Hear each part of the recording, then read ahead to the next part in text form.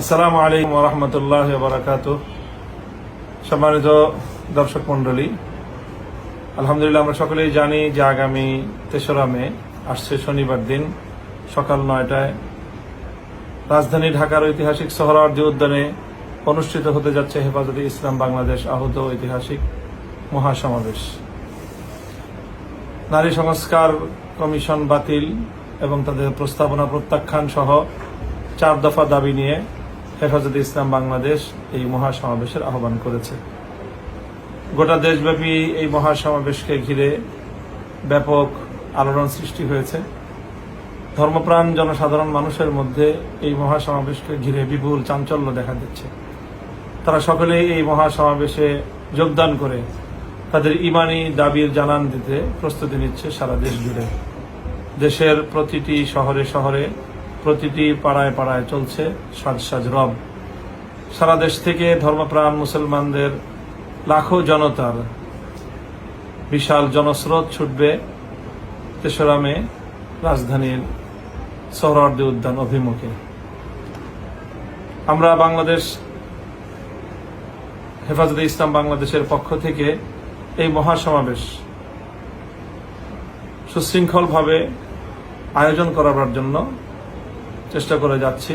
হেফাজতে ইসলাম বাংলাদেশের মজলিসে আমেলার সকল সদস্য এবং বিশেষ করে মহাসমাবেশ বাস্তবায়ন কমিটির সদস্যবৃন্দ সহ ঢাকা মহানগরের দায়িত্বশীল বৃন্দ অতিরিক্ত দায়িত্ব পালন করে চলেছেন। স্বাগতিক শাখা হিসেবে ঢাকা মহানগরের পক্ষ থেকেও ব্যাপক প্রস্তুতি গ্রহণ করা হয়েছে এই মহাসমাবেশকে সফলকাম করার জন্য। সারা দেশ থেকে যে সকল ধর্মপ্রাণ মুসলমান হেফাজতের নেতাকর্মীরা ৩ তারিখের এই মহাসমাবেশে যোগদান করবেন, আপনাদের সকলের প্রতি বিশেষ আহ্বান থাকবে যে আপনারা সকলেই অত্যন্ত সুশৃঙ্খলভাবে যথাসময়ে এই মহাসমাবেশে উপস্থিত হওয়ার চেষ্টা করবেন। মনে রাখতে হবে, আমাদের এই মহাসমাবেশ কিন্তু সকাল ৯টায় শুরু হয়ে দুপুর ১টা নাগাদ সমাপ্তি টানবে। কাজেই উপস্থিতিতে বিলম্ব হলে মহাসমাবেশে যোগদান করাটাই দুষ্কর হয়ে পড়বে। আমরা আশা করছি ব্যাপক গণমানুষের উপস্থিতি হবে, সেজন্য আমরা সকলেই আগেভাগেই নিজ নিজ জায়গা অবস্থান করার চেষ্টা করব। সম্মানিত দর্শক মণ্ডলী, আমরা দূর দূরান্ত থেকে বহু মানুষ এই মহাসমাবেশে যোগদান করবে। তারা সড়ক পথে, নৌপথে, রেলপথে ঢাকার অভিমুখে নিজ নিজ বাসস্থান থেকে, নিজ নিজ জায়গা থেকে তারা যাত্রা করবেন। বিশেষ করে যে সকল সড়ক পথে যানবাহন নিয়ে যারা মহাসমাবেশে যোগদান করবেন, তাদেরকে এক্ষেত্রে একটু বিশেষভাবে সতর্কতা অবলম্বন করতে হবে এবং কেন্দ্রীয় হেফাজতের পক্ষ থেকে নির্দেশনা অনুসরণ করতে হবে।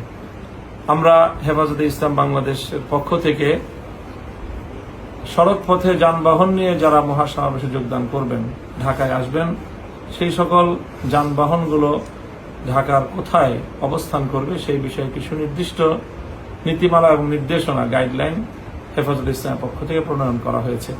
আমরা আশা করছি ঢাকার বাইরে থেকে যে সকল যোগদানকারী মহাসমাবেশে যানবাহন যোগে আসবেন, আপনারা এই শৃঙ্খলাগুলো রক্ষা করবেন। অন্যথায় ঢাকা মহানগর, ঢাকা শহর সেদিন যান চলাচলের অনুপযুক্ত হয়ে যেতে পারে। কাজে সেই জন্য আমরা নিজেদের চলাচলের সুবিধার্থে, রাজধানী ঢাকাবাসীর সুবিধার্থে এবং ঢাকার পথচারীদের সুবিধার্থে আমরা সকলেই নিজ নিজ জায়গা থেকে শৃঙ্খলা রক্ষা করার ক্ষেত্রে সর্বোচ্চ ভূমিকা পালন করব। এক্ষেত্রে আমরা হেফাজতে ইসলাম বাংলাদেশের পক্ষ থেকে ট্রাফিক ও গাড়ি পার্কিং নির্দেশনার একটি ঘোষণা আমি আপনাদের সামনে দিচ্ছি। আপনারা সকলেই এই ঘোষণাটি যথাযথভাবে অনুসরণ করার চেষ্টা করবেন। ঢাকার মূলত 3টি পথে যানবাহনে, সড়ক পথে ঢাকা সিটিতে বা সোহরাওয়ার্দী উদ্যান অভিমুখে দূর দূরান্ত থেকে দূরপাল্লার যাত্রীবাহী বাসে বা বিভিন্ন যানবাহনে তারা আগমন করবেন। তার মধ্যে প্রথম পথটি হল চিটাগাং রোড, ডেমরা রোড ও পোস্তগোলা হয়ে যাত্রাবাড়ি মোহনায় এসে যারা মিলিত হবেন, তাদের সকলের জন্য, অর্থাৎ চিটাগাং রোড, ডেমরা রোড ও পোস্তগোলা রোড হয়ে যারা ঢাকায় ঢুকবেন, তাদের জন্য পার্কিং স্পট ঘোষণা করা হচ্ছে দিলকুশা রোড, মতিঝিল, গোলাপবাগ মাঠ সংলগ্ন রাস্তা, ধূপখোলা মাঠ, ঢাকা বিশ্ববিদ্যালয় খেলার মাঠ ও শহীদ মিনার সংলগ্ন রাস্তা। এই 5টি স্থানে আপনারা আপনাদের যানবাহনগুলো পার্কিং করবেন। দ্বিতীয় প্রবেশ পথটি হচ্ছে আমাদের 300 ফিট রাস্তা টঙ্গী ও আব্দুল্লাহপুর হয়ে যে সকল গাড়িগুলো রাজধানীতে প্রবেশ করবে সেই সকল গাড়িগুলোর জন্য পার্কিং স্পট নির্ধারণ করা হয়েছে দুটি। এক নম্বর হলো আফতাবনগর, দ্বিতীয় হলো ইস্টার্ন হাউজিং। আপনারা এই জায়গাগুলোতে নিজ নিজ গাড়ি পার্কিং করবেন। তৃতীয় যে প্রবেশ পথ সেটি হচ্ছে গাবতলী হয়ে যে সকল গাড়ি বা যে সকল যানবাহন রাজধানীতে প্রবেশ করবে তাদের জন্য পার্কিং স্পট হচ্ছে দুটি। পুরাতন বাণিজ্য মেলার মাঠ, চীন বাংলাদেশ মৈত্রী সম্মেলন কেন্দ্র সংলগ্ন, আর হলো মানিক মিয়া এভিনিউ জাতীয় সংসদ ভবনের সম্মুখস্থ মহাসড়কে। এছাড়া ব্যক্তিগত প্রাইভেট কার নিয়ে অনেকেই আসবেন, সেক্ষেত্রে সিনিয়র মুরব্বী যারা বয়োজ্যেষ্ঠ মুরব্বী থাকবেন তাদের গাড়ি মাঠের নির্দিষ্ট জায়গায় সোহরাওয়ার্দী উদ্যানের মাঠেই থাকবে, আর অন্যান্য মুরব্বীদের গাড়ি কাকরাইল মসজিদ সংলগ্ন পার্কিং এ তাদের গাড়ি তারা পার্কিং করবেন। এই হলো ট্রাফিক ও গাড়ি পার্কিং নির্দেশনার সারসংক্ষেপ। এই সকল ক্ষেত্রে আমাদের দায়িত্বশীলরা থাকবেন। সেই সকল দায়িত্বশীল মাওলানা মুর্শিদ সিদ্দিকী, মাওলানা নিয়ামতুল্লাহ আমিন, মাওলানা আব্দুল্লাহ আল মাসুদ খান এবং হাকিম আজহারুল ইসলাম নোমানী। তাদের মোবাইল নম্বরগুলো আমরা এখানে দিয়ে দিব, আপনারা প্রয়োজনের ক্ষেত্রে তাদের সঙ্গে যোগাযোগ করবেন। এছাড়াও আমাদের অন্যান্য আরো প্রয়োজনীয় নির্দেশনা যথাসময়ে দেওয়া হবে।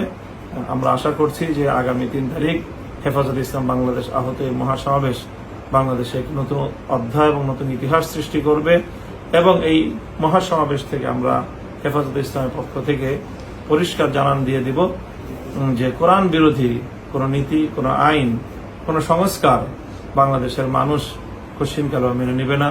হেফাজতে ইসলাম বাংলাদেশ চলমান সংবিধান সংস্কারে বহুত্ববাদের প্রস্তাবনা মেনে নেবে না। বহুত্ববাদের প্রস্তাবনাকে বাতিল করে আল্লাহর উপর অবিচল আস্থা এবং বিশ্বাস পুনর্বহাল করতে হবে। হেফাজতে ইসলাম সহ আলেম সমাজের বিরুদ্ধে দায়েরকৃত ফ্যাসিবাদ আমলের মিথ্যা এবং বানোয়াট সকল মামলা প্রত্যাহার করে শাপলার গণহত্যা সহ সবগুলো গণহত্যার বিচার ত্বরান্বিত করতে হবে। গাজায় জায়নবাদী ইসরায়েলের গণহত্যা এবং কাশ্মীর সহ গোটা ভারত জুড়ে মুসলমানদের উপর পরিচালিত হিন্দুত্ববাদী বিজেপির গণহত্যা এবং সাম্প্রতিক ওয়াকফ আইন সংশোধনী বিল 2025 বাতিল করা এবং সেই বাতিলের ক্ষেত্রে বাংলাদেশ সরকার যথাযথ পদক্ষেপ নেওয়ার দাবিতে হেফাজতে ইসলাম এই ঐতিহাসিক মহাসমাবেশের আহ্বান করেছে। সংগ্রামী দেশবাসী, আপনারা সকলেই যার যার জায়গা থেকে হেফাজতে ইসলাম আহত ইমানি এই মহাসমাবেশকে সাফল্যমণ্ডিত করবেন। ঘরে ঘরে মা বোনেরা এই মহাসমাবেশের সাফল্যের লক্ষ্যে আপনারা রোজা, নফল নামাজ এবং নফল সাদাকার মাধ্যমে আল্লাহ পাক রব্বুল আলামিনের কাছে এই মহাসমাবেশের সাফল্য কামনা করে দোয়া করবেন। আমরা আশা করি ইনশাআল্লাহ আগামী পরশুদিন শনিবার দিন 3রা মে রাজধানী ঢাকার ঐতিহাসিক সোহরাওয়ার্দী উদ্যান বাংলাদেশের একটি নতুন ইতিহাসের সাক্ষী হবে। আল্লাহ পাক রব্বুল আলামিন এই মহাসমাবেশকে সাফল্যমণ্ডিত করুন। আসসালামু আলাইকুম ওয়া রাহমাতুল্লাহ।